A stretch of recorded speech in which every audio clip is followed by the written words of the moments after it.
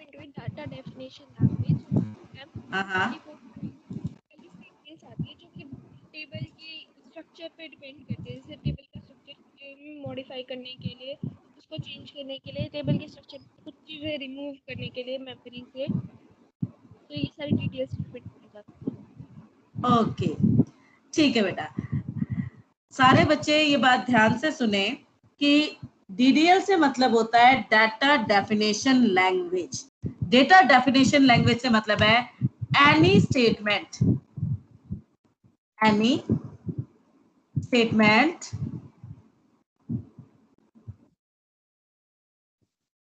which is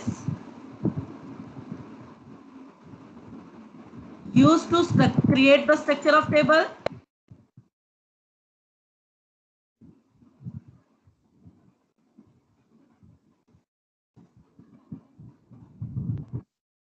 modify the structure of table,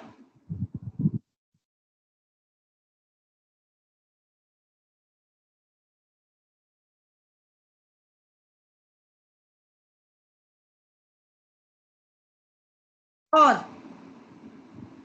remove the table.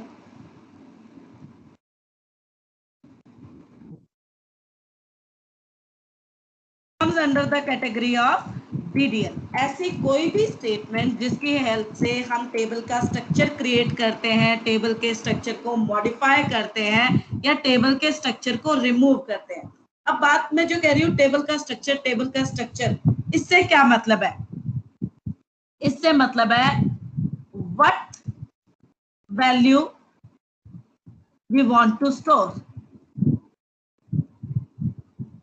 हमें क्या store करना है और कितना स्टोर करना है, इसे हम कहते हैं स्ट्रक्चर ऑफ टेबल। जैसे कि आपकी डीडीएल स्टेटमेंट के अंदर कौन कौन सी स्टेटमेंट आती है? Create table,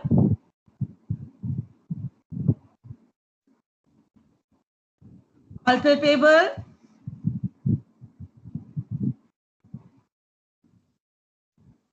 and drop table. ये 3 स्टेटमेंट है जो आपकी डीडीएल स्टेटमेंट के अंडर में आते हैं। अब बात आती है कि ये स्ट्रक्चर को कैसे डिफाइन करते हैं कि हम क्या स्टोर करेंगे। आपको मालूम होना चाहिए बेटा, जब भी हम टेबल क्रिएट करते हैं तो हमारी क्रिएट टेबल का सिंटैक्स क्या होता है? क्रिएट टेबल का हमारा सीधा सीधा सिंटैक्स होता है क्रिएट टेबल, टेबल का नाम, ठीक है। फिर हम ब्रैकेट्स में बताते हैं कॉलम्स के नाम, यानी हमें क्या वैल्यू स्टोर करनी है। लाइक मैंने कहा product ID, it must be numeric. ये न्यूमेरिक क्या बता रहा है कि हम किस टाइप की वैल्यू स्टोर करेंगे। ये 4 क्या बता रहा है कि इसके अंदर हम मैक्सिमम कितने डिजिट स्टोर कर सकते हैं। इसके अंदर हम मैक्सिमम 4 डिजिट स्टोर कर सकते हैं। और इसके साथ मैंने प्राइमरी की दे दिया है, दैट मीन्स इसके अंदर वैल्यू रिपीट नहीं होगी और ये नल वैल्यू को एक्सेप्ट नहीं करेगा। नमस्ते बेटा। आज समझा जो मैं कह रही थी कि स्ट्रक्चर से क्या मतलब है?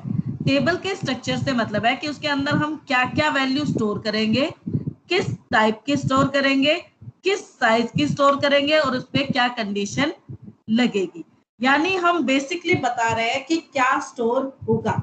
यहाँ पे हमारे डेटा की डेफिनेशन चल रही है, अभी तक हमने डेटा पे कोई काम नहीं किया है, ठीक है। अब जैसे मैं अगला कॉलम लेती हूँ तो मैंने कहा प्रोडक्ट नेम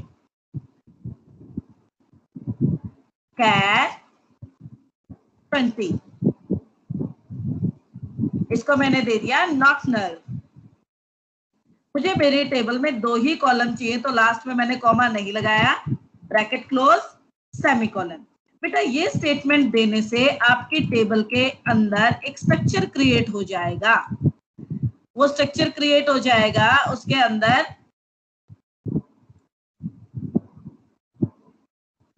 मुझे चाहिए 2 रो 2 कॉलम और अभी तक रो सिर्फ मुझे एक ही चाहिए क्योंकि मैंने सिर्फ स्ट्रक्चर क्रिएट किया है और उसमें हमने डिफाइन कर दिया है कि मैं क्या स्टोर कर रही हूँ, PID P name. But till now इसके अंदर कोई डेटा स्टोर नहीं है। यानी क्रिएट टेबल ने किस पे काम किया कि हम क्या स्टोर करेंगे और कैसे स्टोर करेंगे। तो इसे हम कहेंगे डेटा डेफिनेशन लैंग्वेज। जब मेरी टेबल क्रिएट हो गई उसके बाद मुझे याद आया कि भाई मुझे तो प्राइस भी तो स्टोर करना था, बट टेबल तो क्रिएट हो चुकी है। अब एग्जिस्टिंग टेबल में मुझे एक नया कॉलम ऐड करना है, यानी कि मैं उसके डिफाइन में चेंज कर रही हूँ कि मुझे एक वैल्यू और एक्स्ट्रा स्टोर करनी है, तो नया कॉलम ऐड करना होगा, यानी उसकी डेफिनेशन चेंज करनी होगी। बेटा 1 मिनट वेट करना।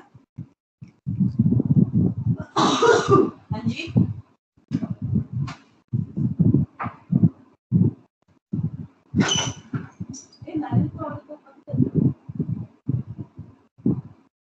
आपने ऑर्डर कैंसिल किया था ना? मैं कैंसिल कर दिया, वो नहीं चाहिए।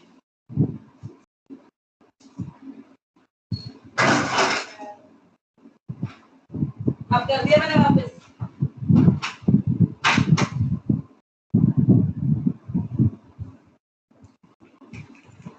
हाँ जी बच्चों, अब हमें प्राइस इसमें ऐड करना है, यानी एग्जिस्टिंग टेबल में एक नया कॉलम ऐड करना है। अब एग्जिस्टिंग टेबल के स्ट्रक्चर में अगर कोई चेंज करना है तो उसके लिए कौन सी स्टेटमेंट होती है? Alter statement.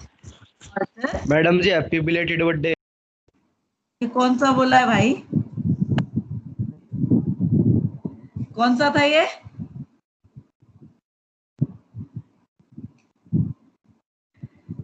खैर जो भी था, thank you. Okay madam Kartik था। Ma'am belated happy birthday. Thank you so much बच्चों। Belated happy birthday ma'am. सारे एक साथ ही देख लो बोलो, फिर मैडम। उसके बाद में पढ़ाऊंगी। मैडम देख लो किसी ने याद नहीं था। नहीं बेटा, काफी बच्चों ने विश की थी, ऐसे कैसे कह रहे हो? सभी बच्चों का मैसेज आया था। मैंने कल किया था।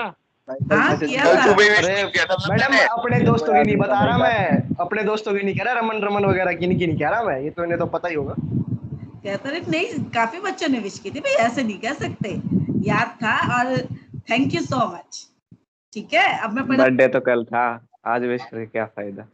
हाँ बर्थडे तो कल था, तो आज भाई विश विश तो कल भी करा था, विश तो कल भी किया था।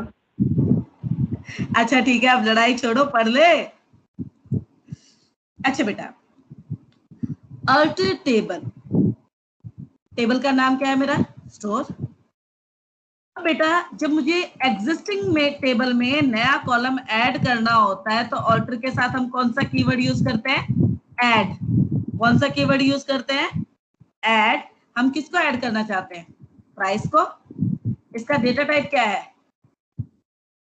ये जो मैं 5,2 लिख रही हूँ, कोई बताएगा इसका मतलब क्या है?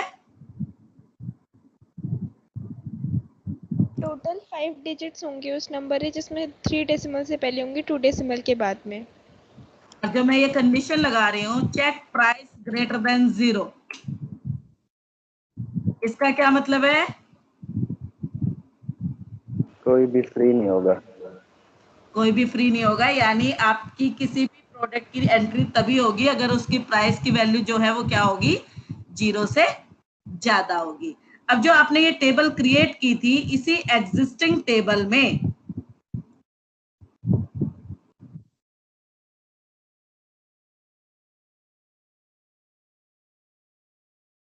एक नया कॉलम ऐड हो जाएगा।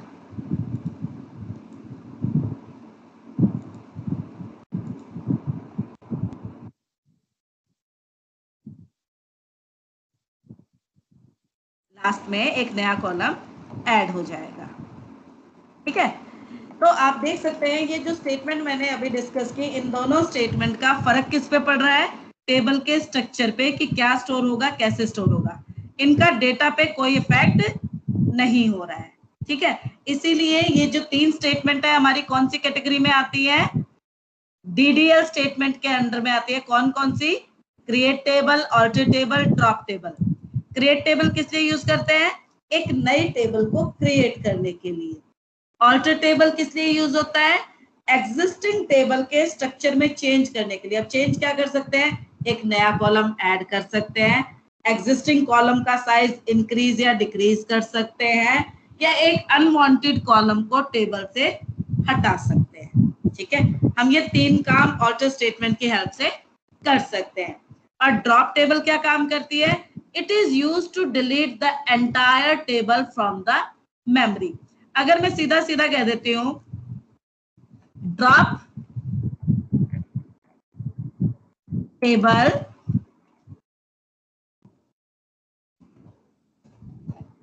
टेबल स्टोर,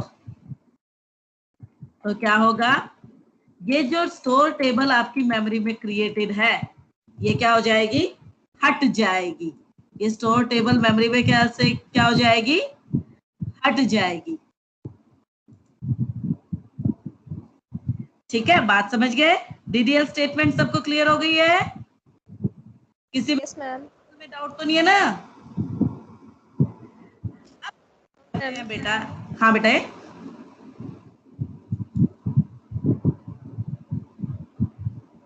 आगे कंटिन्यू करो बच्चों। ओके, अब बात करते हैं बेटा डीएमएल स्टेटमेंट की। नाउ लोकेश, डीएमएल स्टेटमेंट क्या होती है बताओगे बेटा? लोकेश, डीएमएल स्टेटमेंट क्या होती है बच्चे? पता नहीं मैडम। नहीं पता। नमन तुम बताओगे बेटा?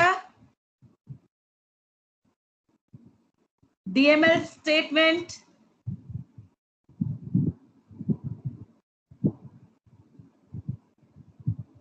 दीपाली ने हाथ खड़ा किया, बट अभी एक बार नमन से मैं फिर पूछूंगी। नमन जवाब दोगे बेटा? मैम नहीं पता। बोलो दीपाली, तुम बोलो बेटा।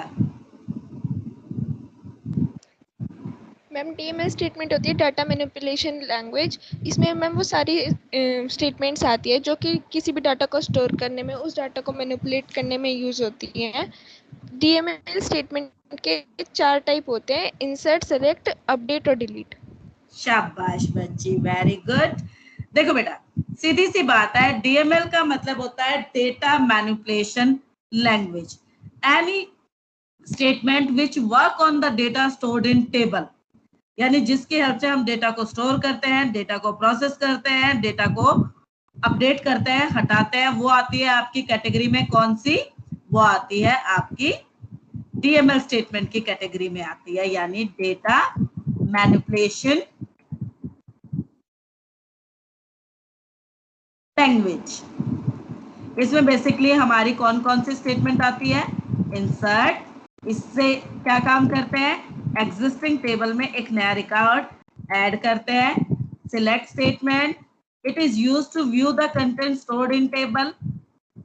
Update, it is used to modify the data stored in table. बेटा यहाँ पर एक बात समझने वाली है कि अगर टेबल का स्ट्रक्चर मॉडिफाई करना है तो स्टेटमेंट होगी ऑल्टर, और अगर टेबल में स्टोर डेटा चेंज करना है तो आपकी स्टेटमेंट यूज होगी अपडेट। और अगर आपको टेबल में स्टोर कोई रिकॉर्ड डिलीट करना है तो उसके लिए स्टेटमेंट होती है डिलीट। यहाँ पर भी एक बात समझने वाली है कि अगर आपको टेबल डिलीट करनी है तो उसके लिए स्टेटमेंट होती है ड्रॉप टेबल, और अगर टेबल में स्टोर कोई रिकॉर्ड डिलीट करना है तो उसके लिए आपकी स्टेटमेंट कौन सी होती है? डिलीट स्टेटमेंट होती है हमारी। ये 4 स्टेटमेंट है, इंसर्ट, सिलेक्ट, अपडेट और delete, which comes under the category of DML statement. ठीक है, तो हमने इनका एक बेसिक सा रिकैप देख लिया है सारी चीजों का। तो अब हम बेसिक क्वेश्चन स्टार्ट कर रहे हैं इसके। ठीक है, तो आप लोगों के सामने मैं क्वेश्चन डिस्प्ले करा रही हूँ। ये क्वेश्चन आपकी बुक में भी होंगे, ये हमने 11th में भी किए थे, बट एग्जाम में इस तरह के क्वेश्चन आते हैं। तो एक बार मैं फिर से आपको एक्सप्लेन कर रही हूँ कि हम ऐसे क्वेश्चंस को कैसे सॉल्व करते हैं। हमें कैसे पता चलेगा कि कब हमें कौन सी स्टेटमेंट को यूज करना है। देखो बेटा, इस तरह से आपको एग्जाम में क्वेश्चन मिलेगा। जैसे यहाँ पे कह दिया, right SQL command for the following on the basis of the given table club. आपको ये क्लब टेबल गिवन है, इसके बिहाफ पर आपको स्ट्रक्चर क्वेरी लैंग्वेज जो नीचे गिवन है वो आपको लिखनी है। अब हमने देखा कि हमारी टेबल में सबसे पहले कॉलम कितने हैं? 1 2 3 4 5 6 7, 7 कॉलम है, और रोज कितनी है? 10। कोई बच्चा मुझे बताएगा what do you understand by the degree of table? कितने कॉलम है हमारे? शाबाश, कौन है ये? आदित्य त्यागी। वेरी गुड बच्चे, शाबाश।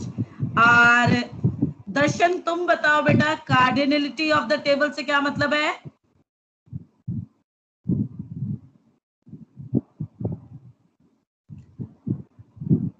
पता नहीं मैडम।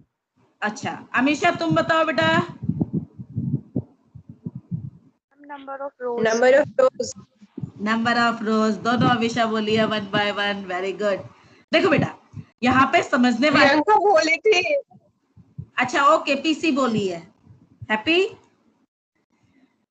एक टेबल में जितने कॉलम हैं उन्हें हम कहते हैं डिग्री ऑफ द टेबल। आप देख सकते हो क्लब टेबल में हमारे पास 7 कॉलम है। अगर आपको कोई सीधा सीधा पूछता है, ये क्वेश्चन आता है एग्जाम में, what is the degree of the given table, तो जब भी डिग्री पूछा जाए तो सीधा टोटल नंबर ऑफ कॉलम गिन लो। कॉलम वर्टिकल होते हैं, मालूम है ना?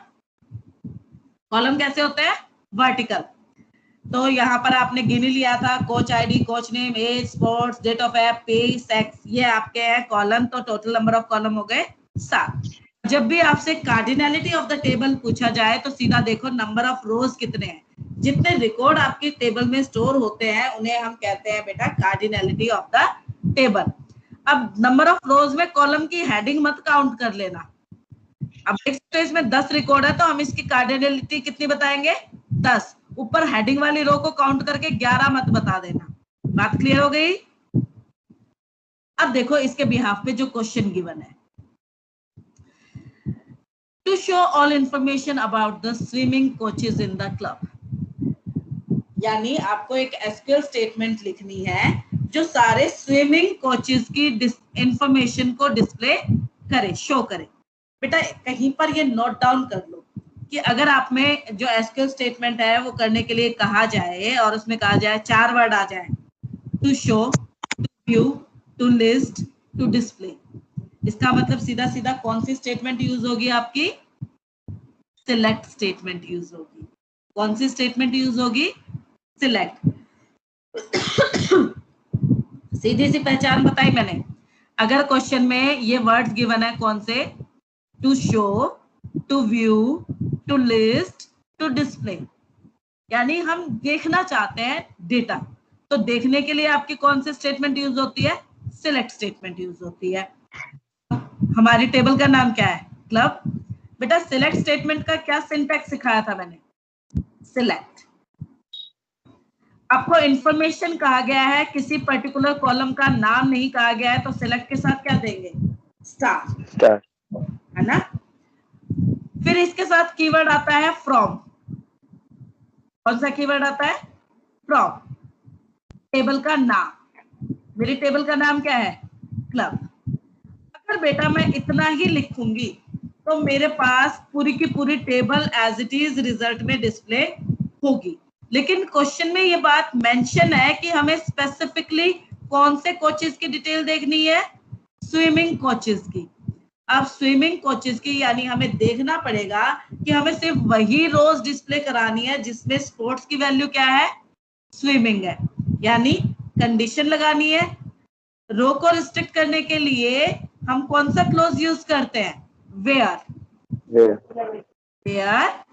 कौन से कॉलम पे कंडीशन लगानी है? स्पोर्ट्स कॉलम पे।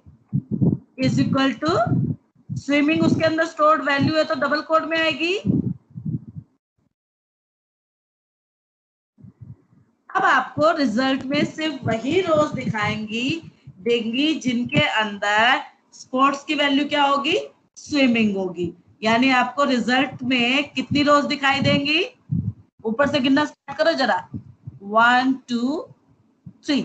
टोटल के पास 3 स्विमिंग कोचेस है, तो ये 3 रोज आपको एज इट इज डिस्प्ले हो जाएगी। बात समझ गए बेटा? बच्चों बात क्लियर हुई? Yes ma'am. Ashish, yes madam. Lokesh, yes madam. Question को ध्यान से पढ़ो। सीएस का पेपर मुश्किल नहीं होता है, सीएस का पेपर थोड़ा सा ट्रिकी होता है, बस हमें समझने की जरूरत है। आपकी एसक्यूएल जो है वो 15 नंबर की आती है, जहां पर आपको सिर्फ इस बात पे ध्यान देना है कि क्वेश्चन में क्या करने को कहा है। अब जरा बी पार्ट रीड करो। आपको एसक्यूएल स्टेटमेंट लिखनी है to list name of all coaches. अब हमें क्या करना है, नेम्स की लिस्ट बनानी है, यानी सारे कॉलम डिस्प्ले नहीं करने, सिर्फ कौन सा कॉलम डिस्प्ले करना है, नेम डिस्प्ले करना है। और नेम कॉलम का नाम क्या है, कोच नेम। ये जरूर देख लेना कि जिस कॉलम को डिस्प्ले करने के लिए कहा गया है उस कॉलम का नाम टेबल में क्या गिवन है।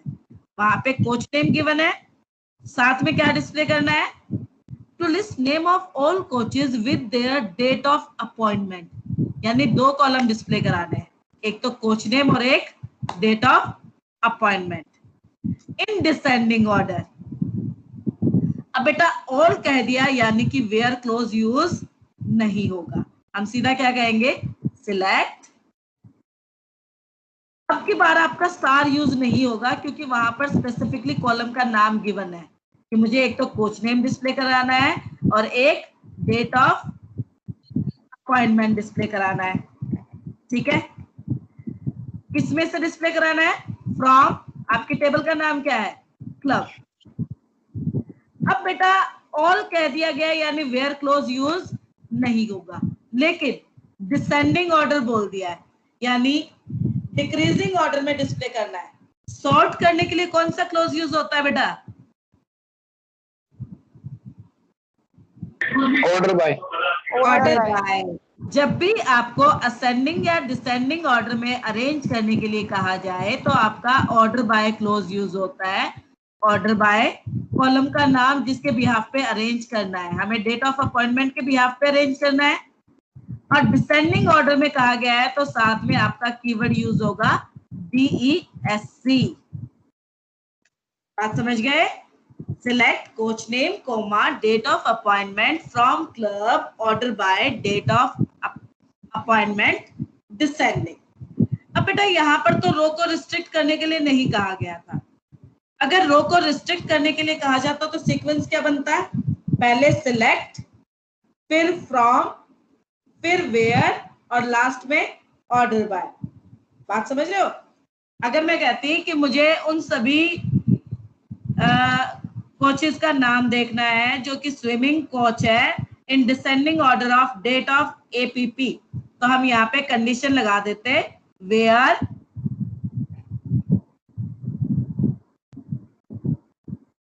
स्पोर्ट्स इज इक्वल टू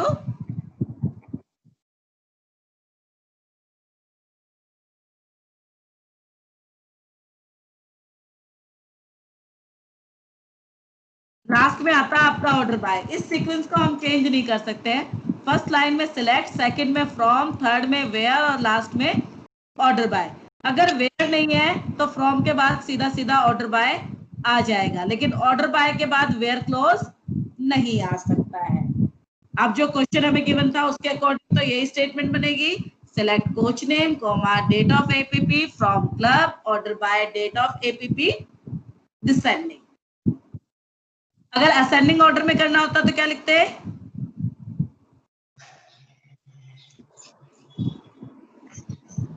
बताओ बेटा, order by date of ASC।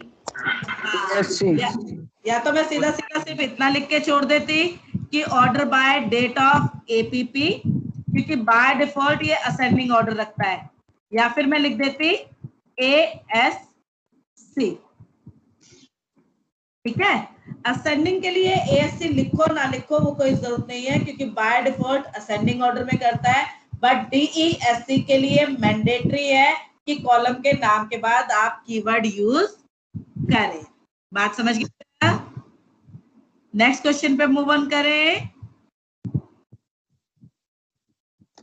Part बेटा ध्यान से पढ़ो, क्वेश्चन में क्या करने को कहा है, to display a report showing coach name, pay, age and bonus.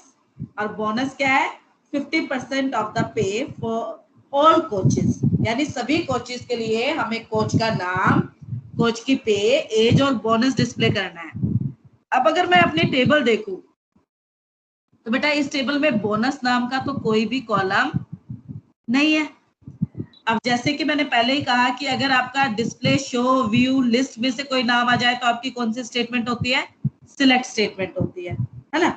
तो आपको क्या क्या डिस्प्ले कराना है, कोच का नेम, पे, एज, बोनस। लेकिन बोनस टेबल में एग्जिस्ट नहीं करता है।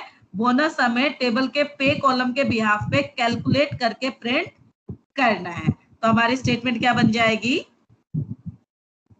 हमारी स्टेटमेंट बन जाएगी बेटा, सिलेक्ट कोच नेम कॉमा पे कॉमा एज कॉमा, अब बोनस क्या था? 50%, 15% ऑफ द पे, यानी पे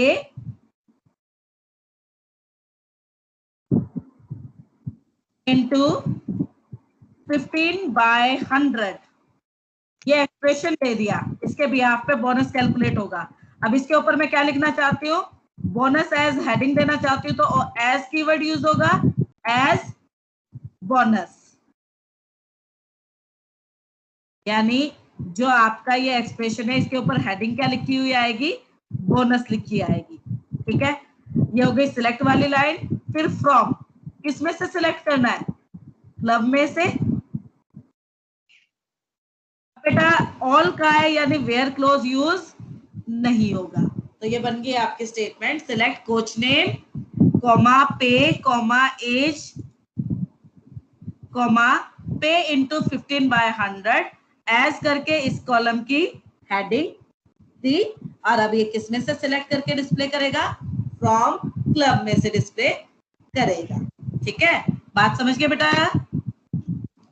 इस क्वेश्चन में किसी को कोई कंफ्यूजन है तो पूछ लो।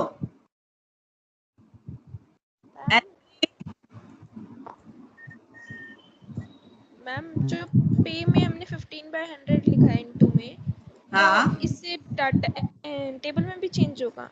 नहीं बेटा, सिलेक्ट स्टेटमेंट से आपका डेटा चेंज नहीं होता। सिलेक्ट से हम सिर्फ देख सकते हैं। मैंने क्या समझाया था आपको? अगर टेबल में रिकॉर्ड स्टोर करना है तो इंसर्ट, एग्जिस्टिंग डेटा चेंज करना है तो अपडेट। और अगर सिर्फ देखना है, हम जो भी काम कर रहे हैं वो रिजल्ट सेट में हो रहा है, एक्चुअल टेबल में नहीं हो रहा है। बात समझ गए? Okay ma'am. अब अगले क्वेश्चन पे मूव ऑन करें बच्चे। Yes ma'am. अब एक क्वेश्चन मैंने करा दिया है, अगला क्वेश्चन जो करोगे बेटा, ये वाला भी आउटपुट कैलकुलेशन भी मैं सिखा देती हूँ एक बार, उससे अगला क्वेश्चन तुम करना। ठीक है, अब देखो, अब आ गया आपका आउटपुट का क्वेश्चन। आपको टेबल गिवन होगी और उसके बिहाफ पर एक एसक्यूएल स्टेटमेंट लिखी होगी और आपको उसका आउटपुट देना होगा कि स्क्रीन पर क्या आउटपुट आएगा। आपको वही क्लब टेबल गिवन है। Give the output of the following SQL statement. अब बेटा इसने कहा select count distinct sports from club. कोई बताएगा क्या आंसर होगा? बोलो। जितने भी स्पोर्ट्स हैं वो सारे डिस्प्ले हो जाएंगे, लेकिन सिंगल सिंगल टाइम होंगे। देखो बेटा, बात को समझना। आपको मालूम है ना, ब्रैकेट की प्रायोरिटी सबसे ज्यादा होती है, यानी पहले डिस्टिंक्ट स्पोर्ट्स। डिस्टिंक्ट में क्या होता है? हर वैल्यू एक बार आती है। जैसे कराटा एक बार आ गया, दूसरा जो कराटे होगा उसे हम सिंपली डिस्कार्ड कर देंगे। स्क्वैश एक बार आ गया, बास्केटबॉल एक बार आ गया, स्विमिंग एक बार आ गया। अब स्क्वैश पहले आ चुका है तो काउंट नहीं करेंगे, कराटे पहले आ चुका है तो उसको नहीं हाईलाइट करेंगे, स्विमिंग पहले आ चुका है तो हाईलाइट नहीं करेंगे, बास्केट भी पहले आ चुका है। ये हुआ डिस्टिंक्ट स्पोर्ट। अब आपने क्या लिखा है? सिलेक्ट काउंट डिस्टिंक्ट स्पोर्ट, यानी आपको ये जो डिस्टिंक्ट स्पोर्ट्स है ये गिनने हैं। कितने हैं ये टोटल? 4 है। तो आपको आउटपुट इस तरह से मिलेगा, स्क्रीन पर लिखा हुआ काउंट डिस्टिंक्ट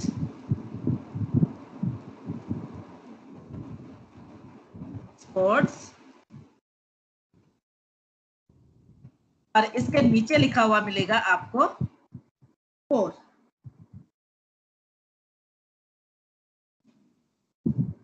ये इस तरह से स्क्रीन पर आपको आउटपुट मिलेगा। अगर सिर्फ लिखा होता सिलेक्ट डिस्टिंक्ट स्पोर्ट्स तो आपका यहां से काउंट नहीं डिस्प्ले होता, और यहाँ पे क्या डिस्प्ले होता? कराटे, स्विमिंग, फ्रेश, बास्केटबॉल,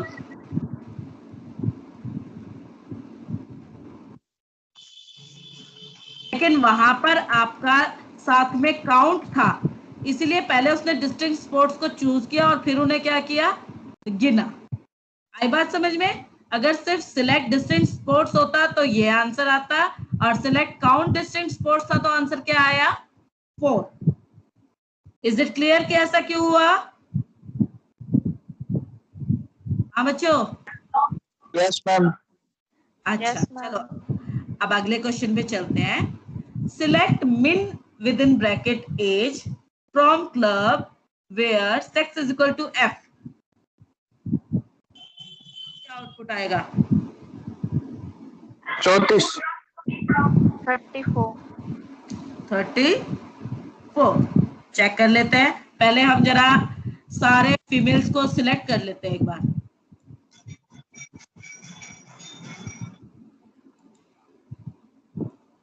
एक, इस फीमेल की एज कितनी है? 34। फिर दूसरी फीमेल चूज की, इसकी आई 36। तीसरी जो है उसकी है 39। लास्ट जो है उसका है 37। तो जो आपकी मिनिमम एज है वो क्या बनी आपकी? 34। तो आपको आउटपुट इस तरह से लिखा हुआ मिलेगा। हेडिंग क्या आएगी आउटपुट पे? मिन ब्रैकेट एज, और नेक्स्ट इसके नीचे क्या लिखा हुआ होगा? 34. That is how we write down the output. Is it clear? Yes, ma'am. आया या नहीं आया? आ गया मैम. अच्छा बेटा, अब आ जाओ थर्ड स्टेटमेंट में। Select AVG pay from club where sports is equal to karate. Average pay for sports is equal to karate.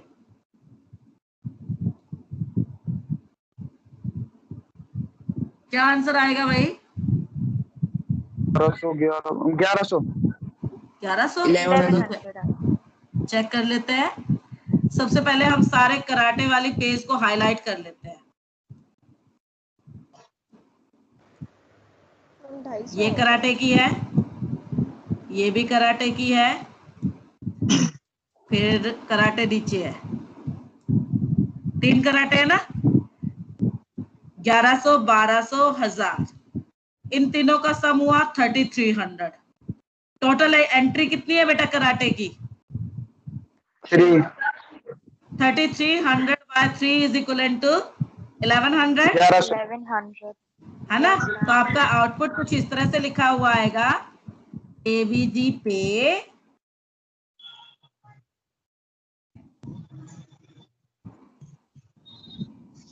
और दैट इज 1100।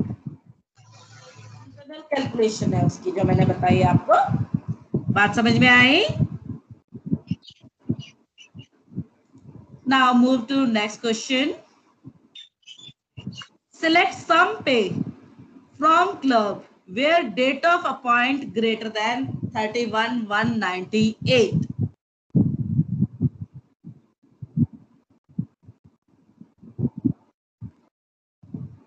यानी जिनकी डेट ऑफ अपॉइंटमेंट 31/1/98 से ज्यादा है। ग्रेटर देन का मतलब क्या है? इस डेट से पहले या इस डेट के बाद?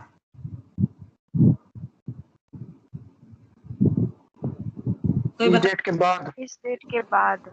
यस, इस डेट के बाद वाली डेट, यानी 31/1/98 के बाद वाली जो डेट है, उन डेट्स पे जो डेट ऑफ अपॉइंटमेंट है उनकी पे का सम करना है। 96 वाली ये तो छोड़ दो, ये 7800. 20/1/98 है, इसे भी छोड़ दो। ये है 19/2/98, इसे चूज करेंगे। 1/1/98 को छोड़ दो, 12/1/98 को छोड़ दो, 24/2/98 को चूज करो, 20/2/98 को चूज करो, 22/2/98 को चूज करो, 19/2/98 को चूज करो। तो इनकी जो सामने पे है 2000 जमा 800, 2800, 2200 जमा की 7800, क्या कितने बन गए? 5000, 7800, 6600, 6600 में आपने जमा किए कितने? 1700। तो टोटल आंसर कितना आएगा? 7,800। 7008। तो आपका इस तरह से लिखा हुआ आएगा, सम ए 7800। Is it clear? सभी बच्चों को समझ में आ गया? Yes ma'am. चलो बेटा, अब इस क्वेश्चन को तुम सॉल्व करोगे। इसमें पहले है एसक्यूएल लिखने का क्वेश्चन। आपकी ये टेबल है, इसके अंदर पहले मैं बता देती हूँ कौन से वैल्यू क्या स्टोर कर रहा है। ठीक है, के अंदर आपके स्टूडेंट का नंबर है, नेम के अंदर उसका नेम है, स्टाइपेंड का मतलब है कुछ ट्रेनिंग अमाउंट होती है, उसे हम स्टाइपेंड कहते हैं। स्ट्रीम का, जैसे तुम लोग नॉन मेडिकल स्ट्रीम हो, मेडिकल मतलब आप कौन से सब्जेक्ट से पढ़ रहे हैं, एवरेज मार्क्स, ग्रेड और क्लास। ठीक है, अब इसके बिहाफ पर आपको एसक्यूएल स्टेटमेंट लिखनी है। जरा ए पार्ट की एसक्यूएल स्टेटमेंट मुझे टाइप करके भेजो। भैया मुझे किसी के पैर नहीं देखने हैं, जरा इसको अपने कैमरे को बंद कर दो भाई।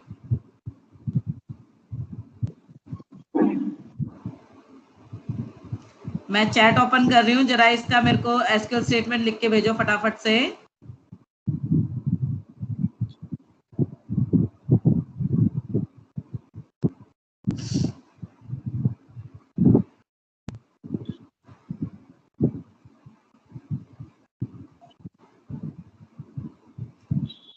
Select name from student 1 where stream is equal to non-medical.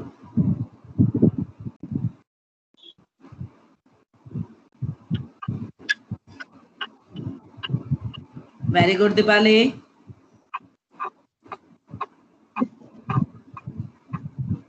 Anybody else? Divyanshu ने लिखा है। दिव्यांशु बेटा इसमें ना ब्रैकेट लगाने की जरूरत नहीं है, जो आपने सिलेक्ट स्टेटमेंट को ब्रैकेट के अंदर दे दिया उसकी रिक्वायरमेंट नहीं थी।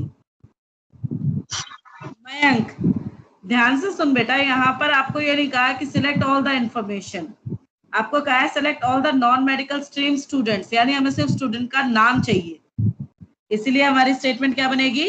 Select name from student where stream is equal to non medical. Very good, सभी बच्चे अच्छे से पार्टिसिपेट कर रहे हैं। Saumya nice. Nikhil select name from student 1 where stream is equal to this। बेटा select name from के बाद आपका डॉट क्यों आया है? डॉट नहीं आएगा, ठीक है, और स्टूडेंट और 1 के बीच में स्पेस भी नहीं आएगा बच्चे। गुड कशिश, ओके, वेरी गुड कार्तिक। सभी बच्चों को समझ में आ गया है? बेटा आपका करेक्ट आंसर यही है, select name from student 1 where stream is equal to non medical, जो दीपाली ने लिखा हुआ है, जो दिव्यांशु ने लिखा हुआ है। बस दिव्यांशु के में ब्रैकेट लगे हुए हैं, उस ब्रैकेट की रिक्वायरमेंट नहीं है। ठीक है, हर्ष लामा ने भी लिख के भेज दिया है। हाँ बेटे, नॉन मेडिकल पे डबल वो लगा दिया तो हमने ऊपर, तो गलत हो जाएगा। देख बेटे, आपके ना जो हमारा माई एसक्यूएल है वो सिंगल कोड को सपोर्ट करता है, डबल कोड को सपोर्ट नहीं करता है। बट हम जब एग्जाम में लिखते हैं ना तो वो सिंगल कोड और डबल कोड दोनों को एक्सेप्ट कर लेते हैं, क्योंकि वहां पेपर पे लिखते हैं ना। बट मैं आपको यही कहूंगी कि आप सिंगल कोड लिखने की आदत डालो। ठीक है,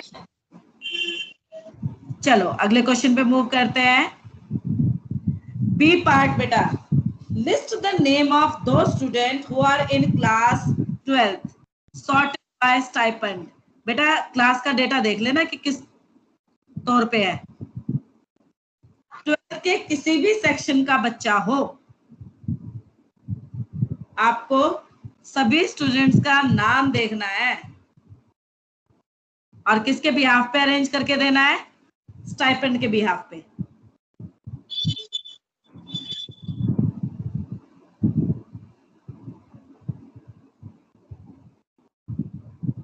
गुड मयंक,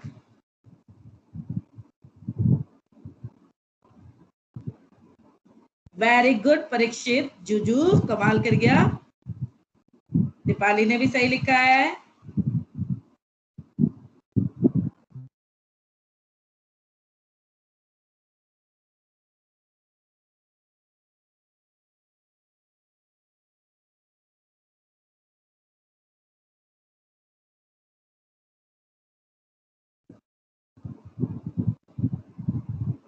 निखिल ने भी सही लिखा है। देखो बेटा ध्यान से सुनो, आपको नेम्स डिस्प्ले कराने थे, इसीलिए हमारी स्टेटमेंट बनी सिलेक्ट नेम फ्रॉम स्टूडेंट। आपके टेबल का नाम स्टूडेंट ही है ना, सिलेक्ट नेम फ्रॉम स्टूडेंट 1। अब साथ में बोल दिया कि क्लास 12th होनी चाहिए। अब क्लास 12th में आपका मल्टीपल सेक्शंस है, 12th A है, 12th B है, 12th C है। अब इसे हम दो तरीके से लिख सकते हैं, बच्चों ने जो यूज किया है दोनों तरीके यूज किया है, किसी ने लाइक क्लोज यूज किया है, किसी ने इन यूज किया है। तो सबसे पहले देखो दीपाली की ये वाली जो है स्टेटमेंट सबको विजिबल हो रही है ना, select name from student 1 where class like single quote में 12 अंडरस्कोर। अब अंडरस्कोर के मतलब है 12 के बाद एक कैरेक्टर होना चाहिए, वो ए हो बी हो सी हो कोई फर्क नहीं पड़ता है, बट एक कैरेक्टर होना चाहिए। ऑर्डर बाय स्टाइपेंड यानी स्टाइपेंड के बिहाफ पे सॉर्ट करके, ये हो गया एक तरीका। दूसरा सिलेक्ट, मैं त्यागी ने जो लिखा है select name from student where class in.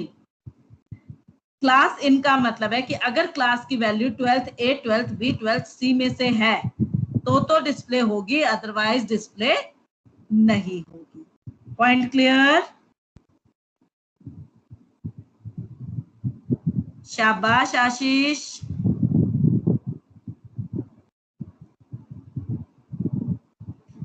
Very good Divyanshu. चलो अगले क्वेश्चन पे मूव करें। अगर किसी बच्चे को इस क्वेश्चन में कंफ्यूजन है तो पूछ सकते हो बेटा।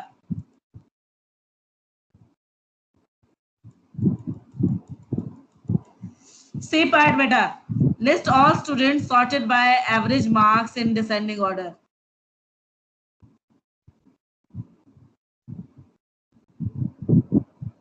मैं चैट में देख रही हूँ,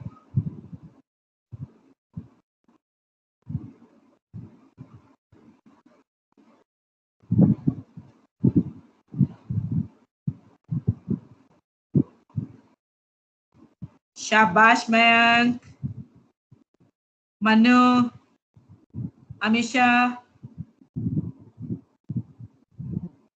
very good very good. List all student कहा यानी सिलेक्ट स्टूडेंट नेम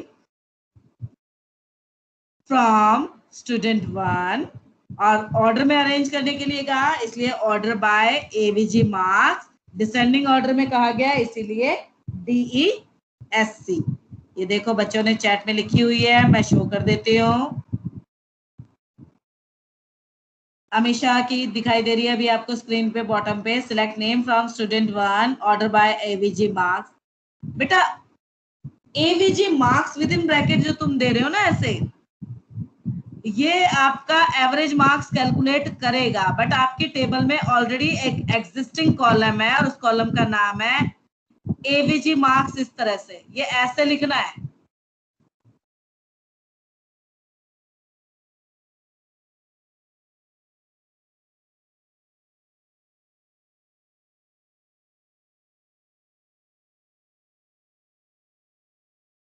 इस चीज को ध्यान रखिए बेटी।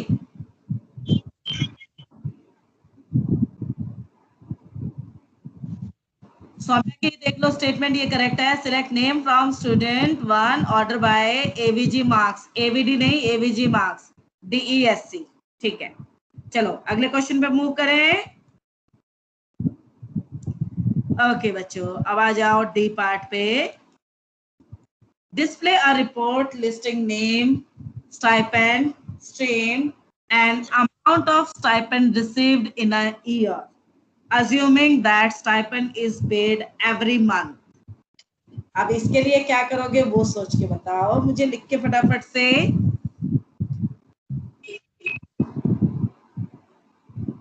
आपके टेबल में स्टाइपेंड कॉलम है ना, वो स्टाइपेंड कॉलम में जो वैल्यू है वो 1 मंथ की है और आपको पूरे साल की डिस्प्ले करानी है।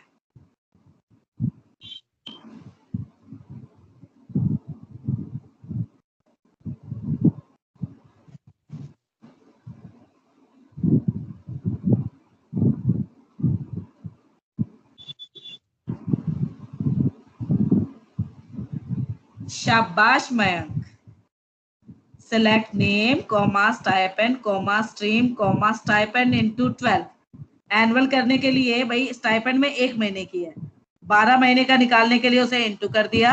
अब उस पे हेडिंग क्या डालने को बोला है, अमाउंट, इसलिए साथ में लिखा एज अमाउंट फ्रॉम स्टूडेंट 1।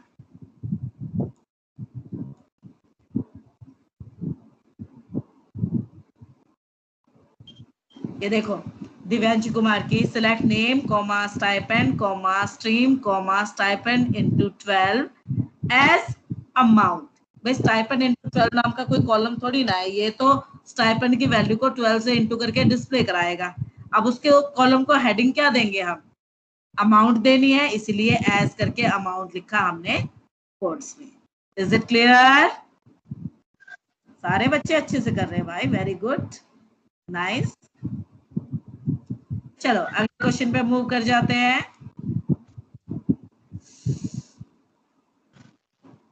बेटा अब इस क्वेश्चन में निकालना है आउटपुट।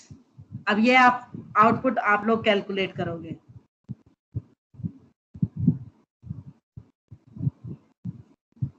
फटाफट से बताओ मुझे फर्स्ट पार्ट का आंसर।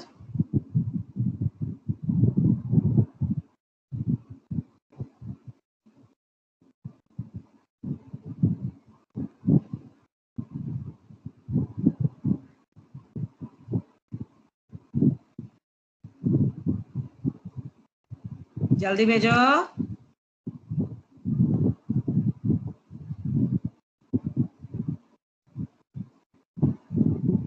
आवाज आ रही है बच्चों? Yes ma'am. जल्दी से आंसर भेजो। दे दिया। दे दिया।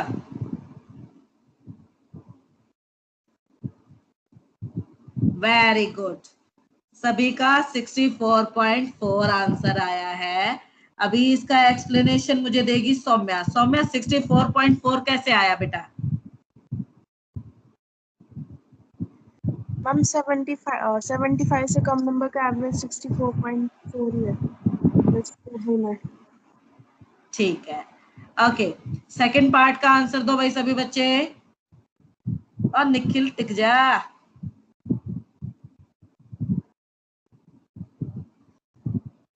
Select some stipend from student where grade is equal to B. 1 2 3 400 750 1150। बिल्कुल सही, 1150। सबका आंसर सही है। Select average stipend from student where class is equal to 12th A.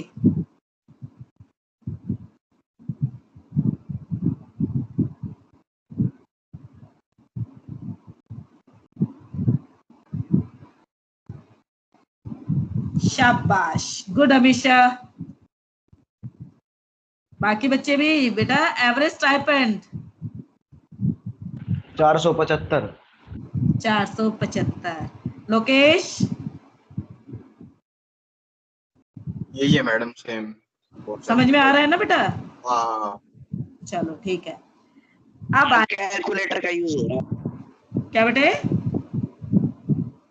Calculator use कर रहे हैं बेटा अभी तो बेशक यूज कर लो, पेपर में कोई ना कैलकुलेटर अलाउ करेगा। ठीक है, अब आओ फोर्थ पार्ट में। Select count distinct from student. इसका आंसर बताओ कोई मुझे। No error.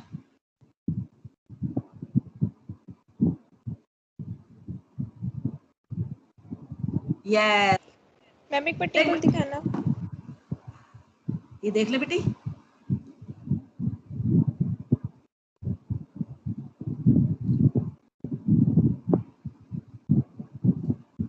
देखो बेटा, जब डिस्टिंक्ट के साथ किसी कॉलम का नाम नहीं दिया, यानी वो पूरी रो की बात कर रहा है, यानी डिस्टिंक्ट रो।